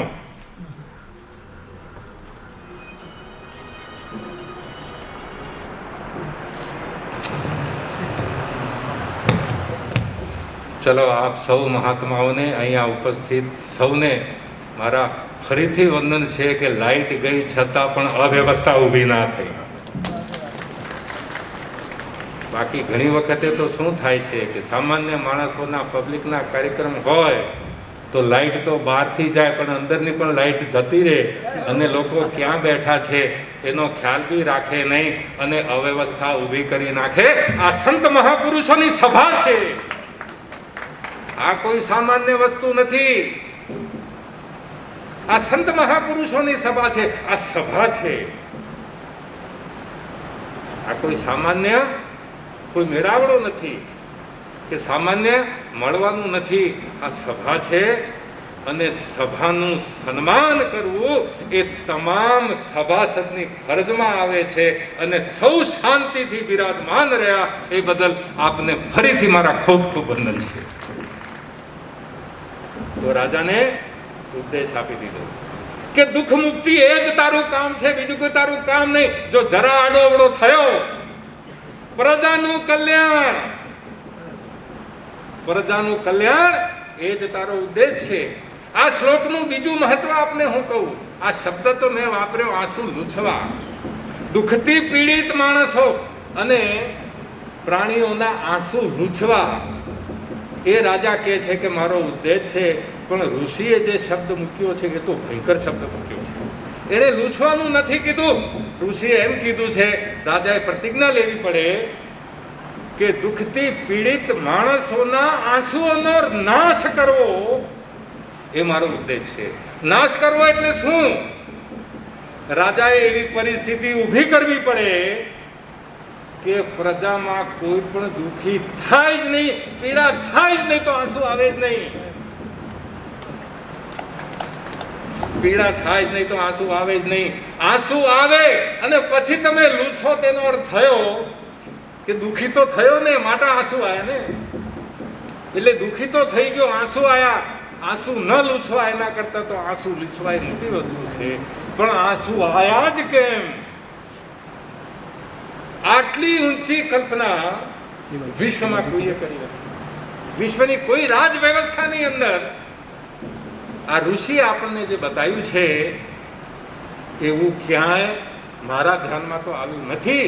આ MS યુનિવર્સિટીની લાઇબ્રેરીમાં બેસીને આ વિનોદભાઈ ભટ્ટ અને ભરતભાઈ અકુવાલા અમે કલાકોના કલાકો બેઠા બેઠા આંખો ફોડતા હતા. અને અમારા હવે એમનું સાચું નામ કહી દઉં, બંકિમભાઈ. તો અમે કલાકોની કલાક બેઠા બેઠા આ બધું વાંચતા હતા. આખા વિશ્વની રાજ્ય વ્યવસ્થાનો અભ્યાસ અમે કરેલો છે MS યુનિવર્સિટીની અંદર. આ વસ્તુ દુનિયાના ક્યાંય નથી. દુનિયાના અમલમાં નહીં, વિચારમાં પણ નથી. જે વિચારમાં હોય અમલમાં આવે. વિચાર જ ના હોય તો અમલમાં ક્યારેય આવે જ નહીં. હવે એ જ રાજ્યાભિષેકના ભાગરૂપે જ્યારે રાજ્યાભિષેક પૂરો થયો ભગવાન રામનો, તો પછી છેલ્લે જે રાજાનો રાજ્યાભિષેક થાય એ રાજાએ કહેવું પડતું. રાજાએ શું કહેવું પડતું? કે ભાઈ હું તો હવે રાજ્યાભિષેક મારો થઈ ગયો છે, હું રાજા છું, સર્વસત્તાધીશ છું, મારાથી ઉપર કોઈ નથી. રાજાનો કોઈ રાજા નથી. કહેવત છે ને, રાજાનો કોઈ રાજા નથી. હું સર્વસત્તાધીશ છું, મારાથી ઉપર કોઈ છે નહીં. હું ઈચ્છું એને દંડ આપી શકું, હું ઈચ્છું એને જે પણ કંઈ કરવું હોય મારી ફરજના ભાગરૂપે એ હું કરી શકું. પણ મને કોઈ, મારા ઉપર કોઈ છે નહીં. તો એ રાજા એને બોલવું પડતું. શું બોલવું પડતું? કે અદંડ્યો અસ્મિ. શું? રાજા કહેતો કે હવે મને કોઈ દંડ આપી શકે એમ નથી. રાજ્યાભિષેક વખતે રાજા બોલતો અદંડ્યો અસ્મિ, મને કોઈ દંડિત કરી શકે એમ નથી. હું બધાને દંડિત કરું પણ મને કોઈ દંડિત કરી શકે એમ નથી. અદંડ્યો અસ્મિ એવું રાજા બોલતો. ત્યારે બાજુમાં ઉભા રહેલા જે ઋષિ છે એમની પાસે ધર્મદંડ રહેતો. અને એ ધર્મદંડ જે છે રાજા 3 વખતે બોલતો અદંડ્યો અસ્મિ, અદંડ્યો અસ્મિ, અદંડ્યો અસ્મિ. ઋષિ 3 વખતે ધર્મદંડ એનો જે મુકુટ છે એના ઉપર અડાડતા ધીમે ધીમે. રાજાનું સન્માન તો રાખવું પડે. ઋષિ સમજે છે કે રાજા સન્માનનીય છે. તો ધીમે ધીમે 3 વખતે એ જે દંડ છે ધર્મદંડ રાજાના મુકુટ ઉપર ઋષિ લગાવતો અને બોલતો. રાજા કે અદંડ્યો અસ્મિ, મને કોઈ દંડ ના આપી શકે. ઋષિ બોલતો દંડ્યો અસી, દંડ્યો અસી, દંડ્યો અસી. એટલે કે હું તને દંડિત કરીશ, હું તને દંડિત કરીશ, હું તને દંડિત કરીશ. રાજા કે છે કે મને કોઈ દંડિત ન કરી શકે. ઋષિ કે છે કે હું તને દંડિત કરીશ. આ સંબંધો છે. આ વાતો આપણે હું શા માટે કરું છું કે આ ઋષિ અને રાજા વચ્ચેના સંબંધો, એટલે કે ઋષિ સત્તા અને રાજ સત્તા, એના વચ્ચેનું ઇક્વેશન કહો કે સંબંધો કહો, જે કંઈ કહો, આ બધી વસ્તુઓ છે આનાથી પ્રસ્થાપિત થાય છે. હવે સતયુગ મેં આપને કહ્યું એ પ્રમાણે અરાજ્ય વ્યવસ્થા હતી. ત્રેતા યુગમાં ભગવાન રામે રામ રાજ્યની સ્થાપના કરી અને રામ રાજ્ય જે છે એ આદર્શ રાજ્ય ગણાય છે. આપણી પરંપરા પ્રમાણે રામ રાજ્ય આદર્શ રાજ્ય ગણાય છે. મહાત્મા ગાંધીએ પણ જ્યારે આઝાદીનું આંદોલન થયું તો એ વખતે એમણે કીધું કે આ દેશમાં અમે રામ રાજ્યની સ્થાપના કરવા માંગીએ છીએ. એનો અર્થ બીજો કંઈ જ નથી. એનો અર્થ એટલો છે કે રામ રાજ્યને આદર્શ રાજ્ય વ્યવસ્થા ગણવામાં આવે છે. અને એનો અંતિમ ઉદ્દેશ જે છે ઋષિઓએ રાજાને બતાવ્યો કે પ્રજા સુખે સુખમ રાખને હ, પ્રજા સુખે સુખમ રાખને હ. આ હુકમ આપી દીધો, હે રાજા, પ્રજાના સુખમાં જ તારું સુખ છે અને જો પ્રજા દુખી થઈ તો પછી ખાલી જગ્યા પૂરો. પ્રજાના સુખમાં જ તારું સુખ છે. આ ઋષિ અને રાજા વચ્ચેના સંબંધો હતા. આ દ્વાપર યુગ આવ્યો. દ્વાપર યુગના અંતમાં પરિસ્થિતિ બદલવા લાગી. રામ રાજ્ય જેવી વ્યવસ્થા નહોતી રહી. પરિસ્થિતિ બદલવા લાગી. અધર્મ માથું ઊંચકવા લાગ્યું અને ધર્મની ગ્લાનિ થવા થઈ તો ભગવાન કૃષ્ણ પ્રગટ થયા અવતાર લઈને અને એમણે પાંડવોની મદદથી જે રાજ્ય વ્યવસ્થા ઊભી કરી. મહાભારત વાંચીએ તો આપણને ખબર છે કે એ રાજ્ય વ્યવસ્થાનું નામ ધર્મ રાજ્ય હતું. તો દ્વાપર યુગના અંતમાં ધર્મ રાજ્ય આવ્યું. પછી દ્વાપર યુગ પછી કલિયુગ ચાલુ થયો. આ કલિયુગની અંદર આચાર્ય ચાણક્ય અને ચંદ્રગુપ્ત મૌર્ય આપણે જાણીએ છીએ કે આ બેની જોડી. આચાર્ય ચાણક્ય એ ઋષિનું સ્થાન છે. આચાર્ય ચાણક્ય પાસે ઋષિનું સ્થાન છે. ચંદ્રગુપ્ત પાસે રાજાનું સ્થાન છે. અને રાજા અને ઋષિ વચ્ચે જે સંબંધો હતા એ સંબંધો ચાણક્ય અને ચંદ્રગુપ્ત વખતે પણ રહ્યા. હવે ત્યાર પછી વિદેશોના હુમલા થવા લાગ્યા. આ જલ્દી મારું એનાલિસિસ પૂરું કરીશું. વિદેશોના હુમલા થવા લાગ્યા. ભારતની રાજ્ય વ્યવસ્થા જે છે એ વિદેશી અને વિદેશીઓના હાથમાં ચાલી ગઈ. આખી રાજ્ય વ્યવસ્થા, આપણે ત્યાં નાના મોટા રાજાઓ હતા પણ એ વિદેશી રાજ્યોના અધીન હતા. એટલે આપણી આખી જે રાજ્ય વ્યવસ્થા છે એ રાજ્ય વ્યવસ્થા વિદેશી અને વિદેશીઓના હાથમાં ચાલી ગઈ. તો એ વખતે આ જે ઋષિ અને આચાર્યની જે પરંપરા હતી એ પરંપરા તૂટી. એ પરંપરા તૂટી અને પછી આજે આચાર્યો કે જે ઋષિનું સ્થાન લેતા હતા એ આચાર્યોએ રાજ્યને બાજુમાં મૂકી દીધું અને પ્રજાને સંભાળી લીધી.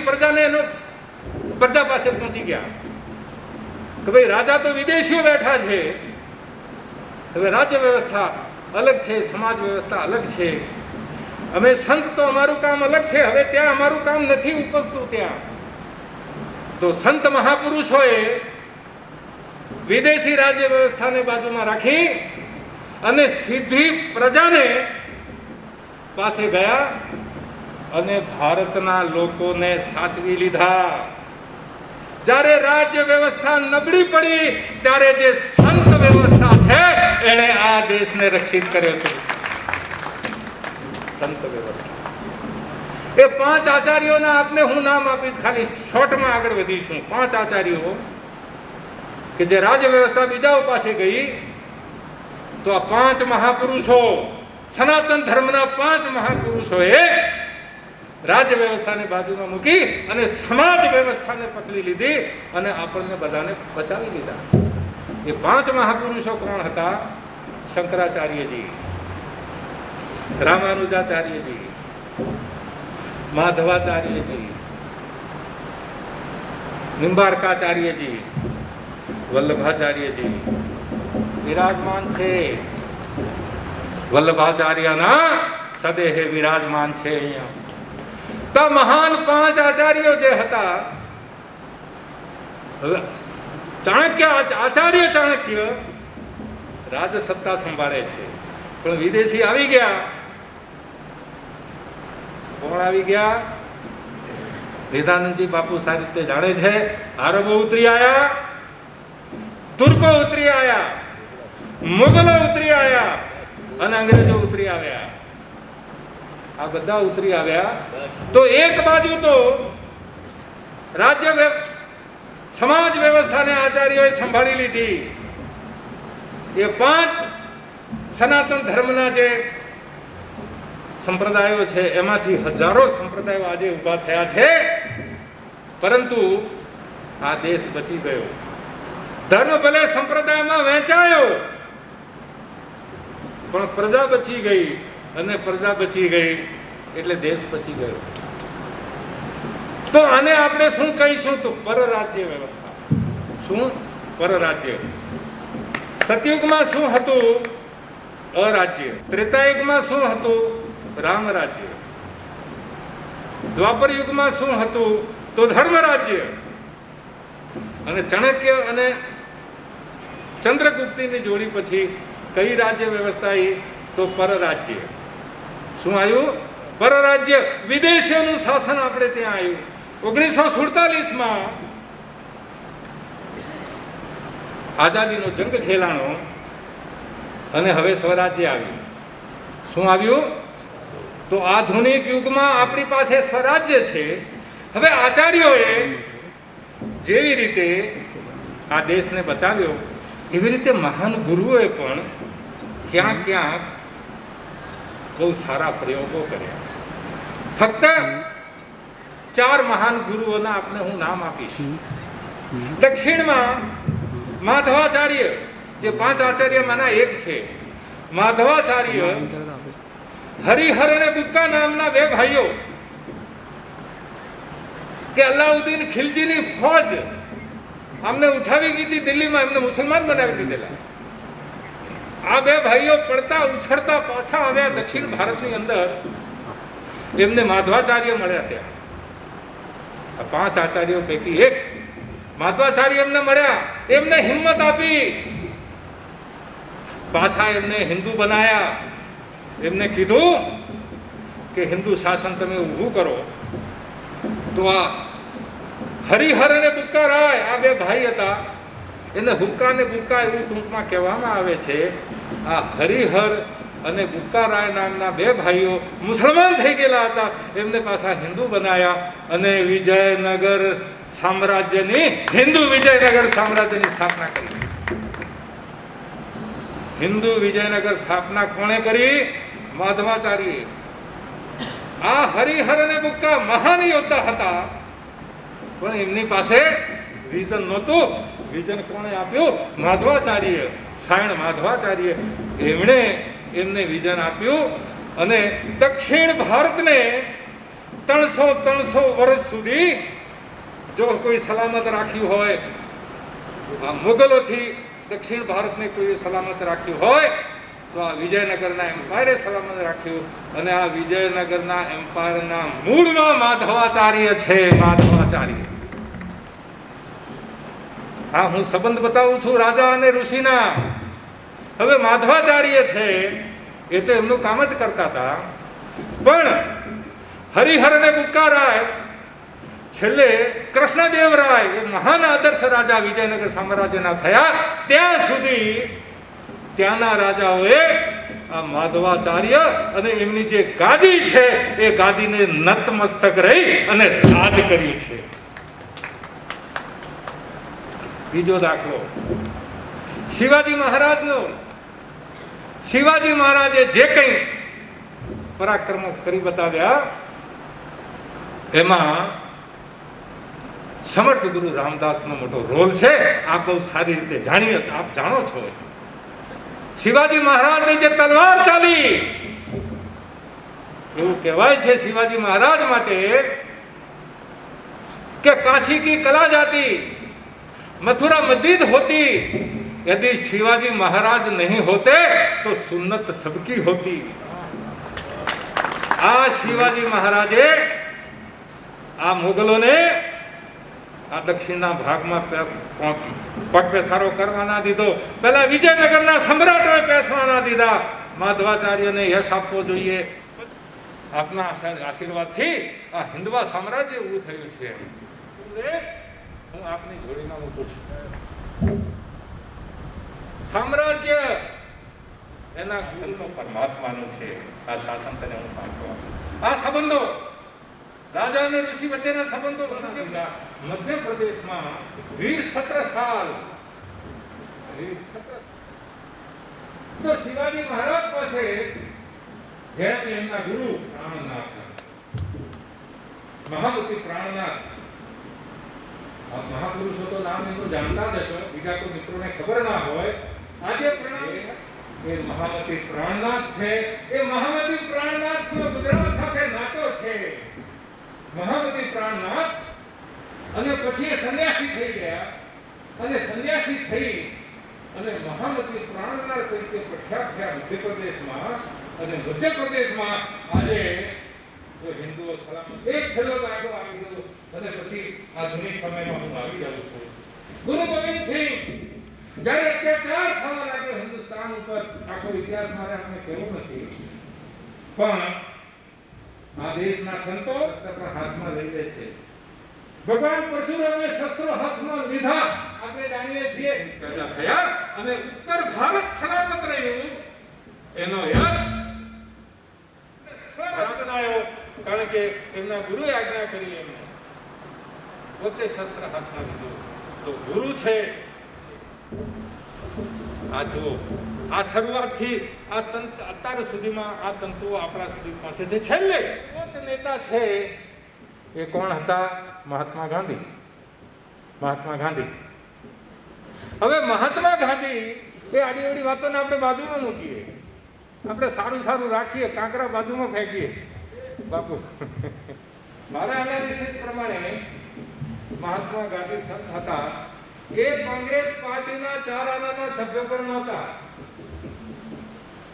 અને ક્યારેય જિંદગીમાં ચૂંટણી લડ્યા નથી. અને છતાં પણ મહાત્મા કૈલાસ બાપુ મહાત્મા ગાંધી સંત હતા.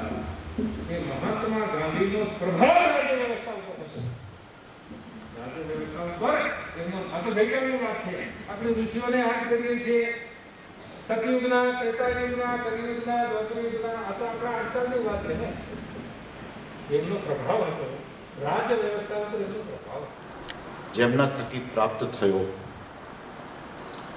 એવા રાષ્ટ્રવંદના મંચના રાષ્ટ્રીય અધ્યક્ષ ડીજી વણજારા સાહેબનો ખૂબ આભાર માનું છું. એમની ટીમનો પણ ખૂબ આભાર માનું છું. બસ થઈ ગયું, ચાલશે. બસ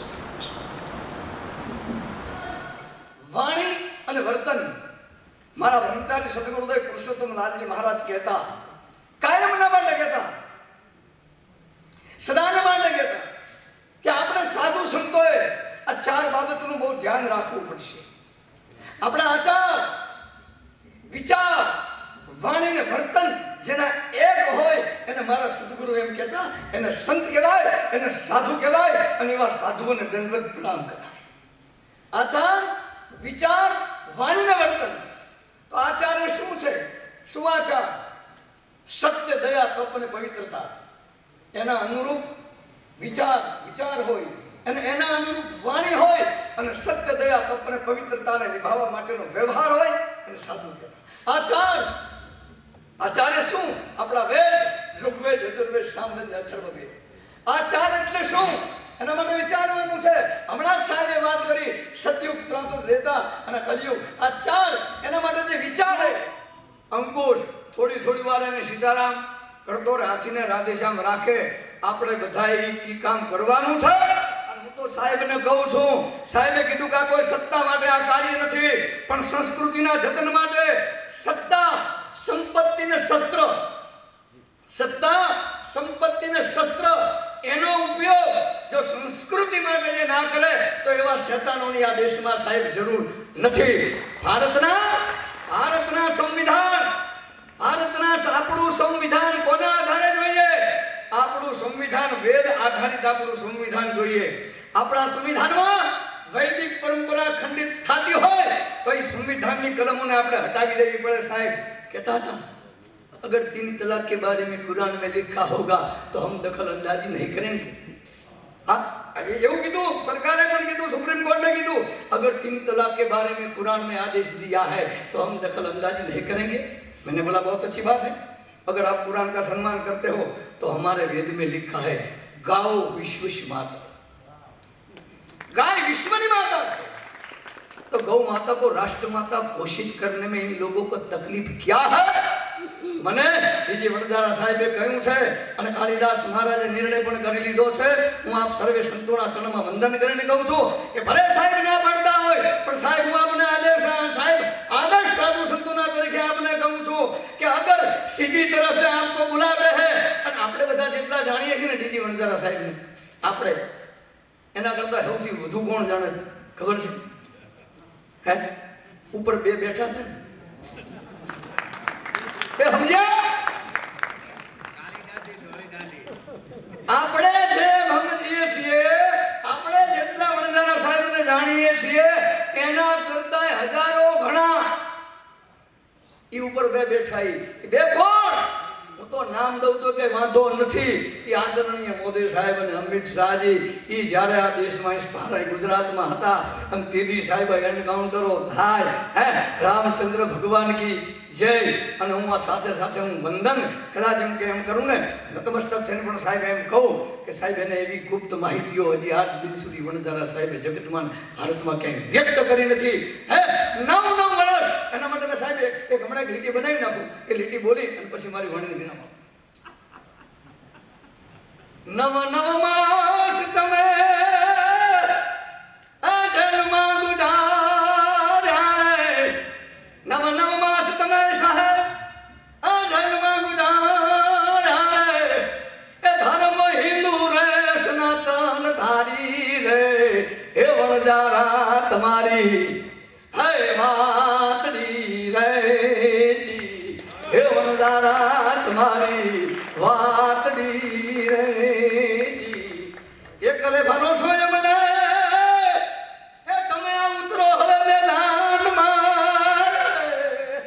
હા અને કદાચ આદેશ પણ આપી દઈએ કે બાપુ સાહેબ તમે ઉતરો હવે મેદાનમાં. એ સીધી રીતે ના બોલાવે તો હવે એ હામાં તીર તાણી દઈએ રે. સમજે ને સમજાય નો સમજે ને સમજાય એવું નથી. અને જેવા તેવાનું કામ નથી. હા સંવિધાન આધારિત આપણું થાય. સજ્જનો મારી વાણીને વિરામ આપતા પહેલા હવે હું એટલે એક વાત હા આજે હું અવશ્ય કહીશ. મારી પોતાની ઈચ્છા છે સાહેબ. મેં કહ્યું છે, મેં મારા મનોજભાઈને કહ્યું છે કે મનોજભાઈ આપને પણ હું મારી અંદરની ભાવના છે. કારણ કે એમણે એવા મોટા સાહેબ યજ્ઞો કર્યા છે, એવા દિવ્ય કર્મ કર્યા છે અને અમારો ટૂંકો પરિચય પણ એની વિચારધારા કે કરણી સેના જો ગુજરાતની અંદર પદ્માવતીને રજૂ ન કરવા દે તો એ કરણી સેનાના વીરવર ક્ષત્રિય પુરુષો હવે જાગૃત થાવ અને આ દેશની ગુજરાતમાં લોહીનું ટીપું ગાયનું પડતું બંધ કરાવો. આવા વીરવર પુરુષોને જાગૃત કરીએ, માં ભગવતીને પ્રાર્થના કરીએ. અને છેલ્લે મારા નિયમ મુજબ બે હાથ બધા અધર કરી દેજો. બે હાથ જોડી બધાને પ્રાર્થના કરું છું. હું અહીંથી બોલીશ ગૌ માતાના રાષ્ટ્રીય માતા. તમારે બધા બોલવાનું જાહેર કરો. ગૌ માતાને રાષ્ટ્રીય માતા. મને થોડો અવાજ અંદરથી આપજો. મને પોતાને થોડો આનંદ થશે. મારો બાપ ઈ ક્યારે એને સુરે નહીં, એને ક્યારે જતી જવા દે નહીં. આજ ફરી એક વાર બોલું છું ગૌ માતાને રાષ્ટ્રીય માતા. ગૌ માતાને રાષ્ટ્રીય માતા. ગૌ માતા કી, ગૌ માતા કી, ગૌ માતા કી, ભારત માતા કી. ઓમ નમઃ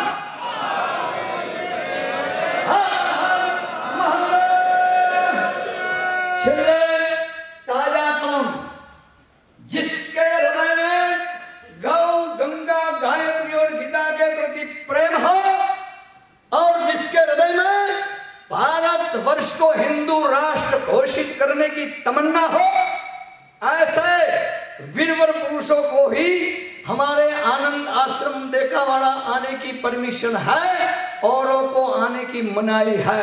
गुरुदेव की कृपा से शिव शक्ति गुरुधाम आनंद आश्रम देकावाड़ा वनथड़ निवासी ब्रह्मचारी पुरुषोत्तम लालजी महाराज शिष्य कालिदास जी महाराज दंडवत प्रणाम। ओम नमः शिवाय, ओम नमः शिवाय। भंडारा साहब आप आगे बढ़ाओ, हम भारत के साधु संत आपके साथ है। ओम नमः शिवाय। खूब खूब अभिनंदन, खूब खूब आभार।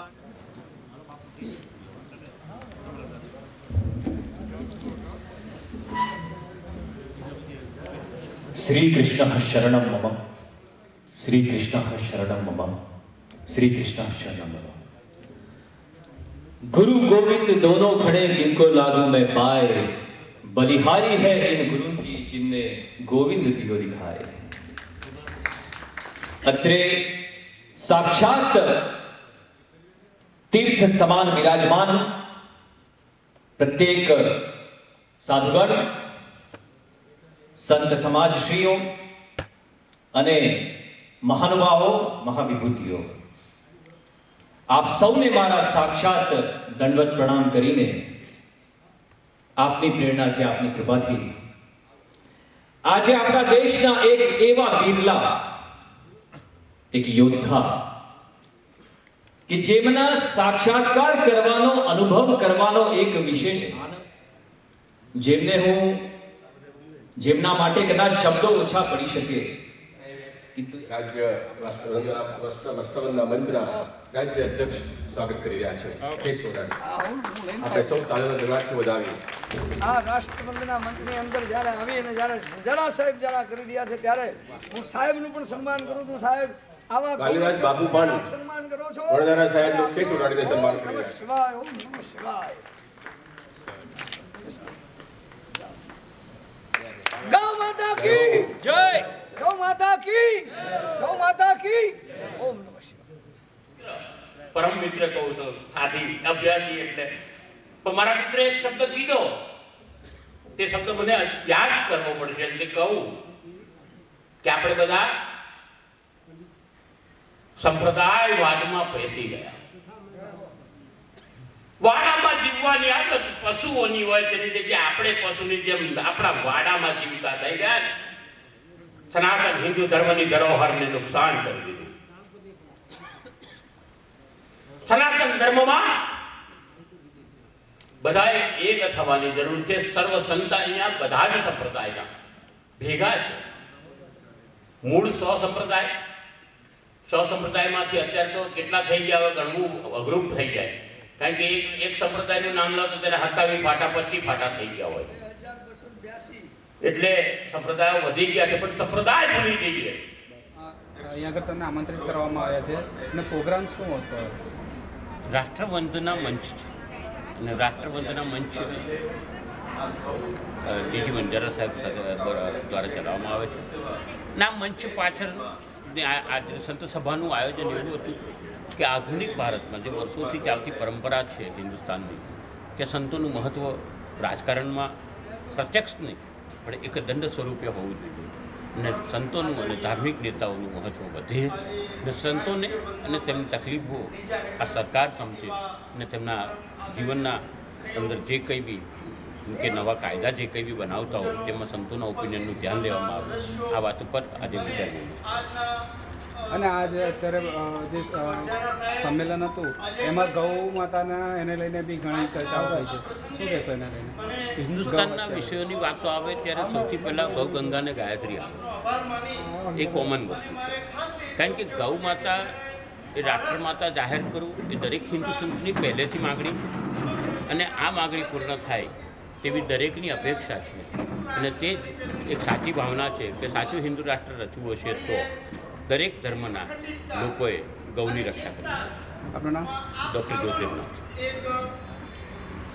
આજે અમને અહીંયા રાષ્ટ્રવંદના મંચ છે જ્યાં ડીજી વંજારા સાહેબ આવ્યા છે, ત્યાં અમને આજે આમંત્રણ આપ્યું હતું અને એના માટે અમે એમનો ખૂબ ખૂબ આભાર વ્યક્ત કરીએ છીએ કે યુવાજન જાગૃતિ પાર્ટીના દરેક સદસ્યો હાજર રહ્યા છે, હોદ્દેદારો હાજર રહ્યા છે અને ઘણો સારો એવો પ્રોગ્રામ રહ્યો છે અને એ બદલ હું એમનો ખૂબ ખૂબ આભાર વ્યક્ત કરું છું. ચાલુ જી સાહેબ કયો કાર્યક્રમ રાખવામાં આવ્યો હતો અને શા માટે? આજે આખી દુનિયા ઉપર એક પ્રકારનો સત્તાનો સંઘર્ષ ચાલી રહ્યો છે. વિશ્વના અલગ અલગ દેશો પોતપોતાની રીતે પ્રગતિના રસ્તા ઉપર છે અને અલગ અલગ દેશો પોતાનું પ્રભુત્વ વિશ્વ પર સ્થપાય એ માટે કોશિશ કરી રહ્યા છે. ભારતમાં પણ એક નવી ઉર્જા પેદા થઈ છે. આ દેશ પણ કૃત સંકલ્પ છે કે 21મી સદી એ ભારતની સદી બને અને એના માટે રાજકીય ક્ષેત્રે, સામાજિક ક્ષેત્રે, ધાર્મિક ક્ષેત્રે અને સાંસ્કૃતિક ક્ષેત્રે એક જબરજસ્ત ઉર્જા કાર્યરત છે. એના સંદર્ભમાં ગુજરાતમાં પણ એક રાષ્ટ્રવંદના મંચ નામની સંસ્થાની સ્થાપના કરવામાં આવી છે અને આ સંસ્થામાં કોઈ પણ જ્ઞાતિ, જાતિ, વર્ણના ભેદ વગર એમાં જોડાઈ શકે છે અને રાષ્ટ્રના નિર્માણ અને હિત માટે કાર્યરત થઈ શકે છે. એની સાથે સાથે સંતોનું પણ એક સંગઠન નિર્માણ પામી રહ્યું છે ગુજરાત રાજ્યમાં. એના માટે સૌરાષ્ટ્રમાં ગોંડલ મુકામે, ઉત્તર ગુજરાતમાં મહેસાણા મુકામે અને મધ્ય ગુજરાતમાં વડોદરા મુકામે સંત મિલન સમારંભના આ કાર્યક્રમો યોજાઈ રહ્યા છે. એનો ઉદ્દેશ સંતો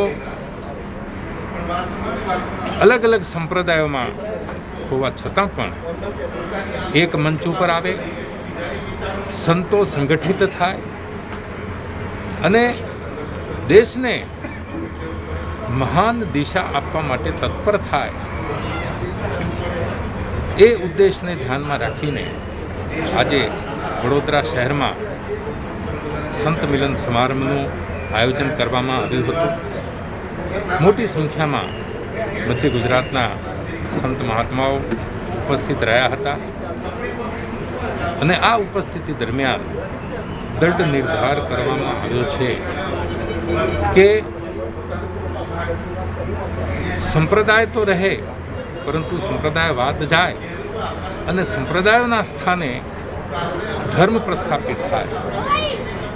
આ સમાજમાં જાતિઓ હતી, જાતિઓ છે અને જાતિઓ રહેશે, પરંતુ જાતિવાદ જાય. સંપ્રદાયોથી દેશને કે સમાજને નુકસાન નથી, સંપ્રદાયવાદથી નુકસાન છે. જાતિઓથી નુકસાન નથી, પરંતુ જાતિવાદથી નુકસાન છે. આ ઉદ્દેશોને ધ્યાનમાં રાખી અને હાલમાં આખા ગુજરાતમાં આ સંત મિલન સમારંભો યોજાઈ રહ્યા છે. હવે પછી દક્ષિણ ગુજરાતનો